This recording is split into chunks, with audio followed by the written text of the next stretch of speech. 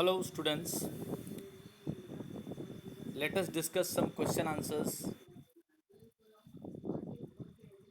in macroeconomics. Describe the five major sectors in an economy according to the macroeconomics point of view. Macroeconomics point of view से हमारे economy को कितने जो पांच भाग हो सकते हैं वो क्या क्या हैं। एन इकोनॉमी में be divided into different sectors. एक इकोनॉमी को अलग अलग सेक्टर्स में डिवाइड कर सकते हैं depending on the nature of study. पहला है producer sector, engaged in the production of goods and service. वो सारे प्रोड्यूसर्स जो किसी न किसी तरह के गुड्स एंड सर्विसेज के प्रोडक्शंस के माध्यम से अपना लाइवलीहुड अर्न कर रहे हैं, भले वो कॉटेज इंडस्ट्री हो या लार्ज स्केल इंडस्ट्री हो। House hold sector, engaged in the consumption of goods and services. वो सारा घर परिवार जो दुनिया में सिर्फ गुड्स एंड सर्विसेज कंज्यूम करने में लगे हुए हैं। यहाँ लिखा है नोट में कि households are taken as the owners of factor. हाँ, सारे फैक्टर्स ऑफ प्रोडक्शन के मालिक यही हैं, लेकिन चाहे लैंड हो, चाहे लेबरर्स हो, चाहे कैपिटल हो, चाहे एंटरप्रेन्योर्स हो, सभी हाउस होल्ड से ही निकलते हैं।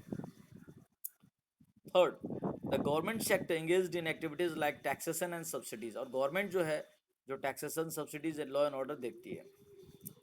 Four, rest of the world sector, मतलब बाहरी दुनिया।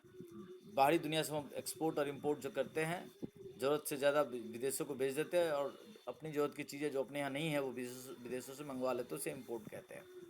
फिफ्थ है फाइनेंशियल सेक्टर और financial system engaged in the activity of borrowing and lending, यानी सारे फाइनेंशियल ऑर्गेनाइजेशंस। फिर what are the four factors of production and remuneration to each of these called. मतलब कि जो फोर फैक्टर्स ऑफ प्रोडक्शन है और उनको जो मेहनताना दिया जाता है उसका क्या नाम है। जैसे पहला फैक्टर्स ऑफ प्रोडक्शन है लैंड। लैंड या लैंड से रिलेटेड किसी भी चीज़ को यूज़ करने के बदले में रेंट या रॉयल्टी जो भी कहिए, लेकिन वो घुर फिर के रेंट ही है। लेबर, लेबर उसके उसको वेजेज या सैलरी पे करते हैं। अगर आप अपना कैपिटल दूसरे को यूज़ करने के लिए देते हो तो उस बदले में आपको इंटरेस्ट मिलता है। एंटरप्राइज, एंटरप्रेन्योरशिप, अगर आप कहीं पे एंटरप्रेन्योर है, ओनर के रूप में काम करते हैं तो आपको उसका रिवॉर्ड, रेम्यूनरेशन, प्रॉफिट मिलता है।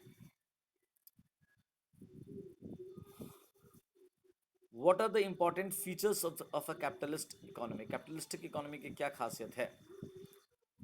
First, private ownership of land and capital, यानी सारे फैक्टर्स ऑफ प्रोडक्शन जो प्रोड्यूसर्स होते हैं सारे सारे प्राइवेट सेक्टर होते हैं। Profit is the only motive, एकमात्र उद्देश्य जिस मकसद से सारे प्रोड्यूसर्स काम कर रहे हैं वो है profit. Free play of the market forces of demand and supply. सारे प्रोड्यूसर्स क्या प्रोड्यूस करेंगे, क्या प्राइस रखेंगे, कितना सप्लाई करेंगे, सारे प्रोड्यूसर्स डिसाइड करते हैं। और कंज्यूमर्स क्या परचेस करेंगे, किसका परचेस करेंगे, क्या नहीं परचेस करेंगे, सारे कंज्यूमर्स डिसाइड करते हैं। Four, government looks after growth, stability and social justice in the economy. और सिर्फ government law and order matter देखती है। आर्बिट्रेशन, आर्बिट्रेशन का काम, मतलब कि बीच बचाव निर्णय, पंचायती का काम जिसको कहते हैं, वो सब देखती है। ये हमारे सिलेबस में नहीं है, ग्रेट डिप्रेशन, इसको छोड़ देते हैं। Distinguish between stock and flow. हाँ, फिर लिखा है कि between net investment and capital which is a stock and which is a flow, compare net investment and capital with flow of water into a tank. अच्छा, चलिए सबसे पहले stock और फ्लो में डिफरेंस देख लेते हैं। बीच में देखिए लिखा हुआ बेसिस और मीनिंग। तो स्टॉक का लिख रहा है any economic variable which is calculated at a particular point of time, मतलब किसी समय में, शाम को 7 बजे जब आपका बिजनेस क्लोज हो रहा था, आपके उस समय आपके गोडाउन में कितना माल पड़ा हुआ है जो नहीं बिका, अनसोल्ड रह गया, that is called eight A point of time stock. आपके पानी के टंकी में कितना पानी भरा हुआ आप देखने के लिए गए तो कहाँ तक पानी था, वो जो नजर आया, जो उस समय देखिए जब आप देख के आए थे, तो दैट इज स्टॉक था।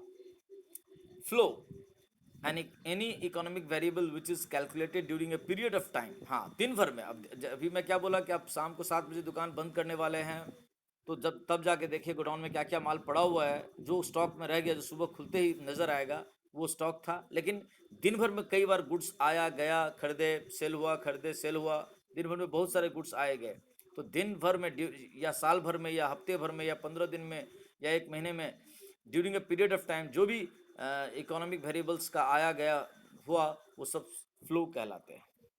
जैसे अभी मैं बोला कि आप थोड़ी देर पहले अपने पानी के टंकी में देखने के लिए गए थे, तो क्या पानी था, वो हो गया स्टॉक। लेकिन दिन भर में कई बार पानी भरा गया, खाली हुआ, गया, खाली हुआ, तो ये फ्लो हो गया। स्टॉक स्टैटिक मैंने एक स्टेबल कंसेप्ट है, किसी पॉइंट ऑफ टाइम पे स्टडी करते इसीलिए। और जो फ्लो है वो डायनेमिक कंसेप्ट है, कन्वर्टेबल है, चेंजिंग है, कांस्टेंट स्टैटिक नहीं है। Time dimension,